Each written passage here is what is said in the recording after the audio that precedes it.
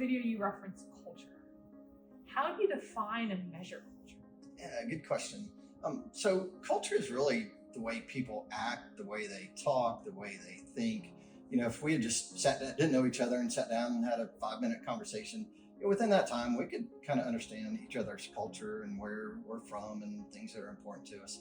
So in the Solomon RAM study, we measure culture by the way a site acts. And that is, how many work hours are you spending for your plant replacement value? Are you doing a bunch of emergency work? Are you doing corrective or proactive work?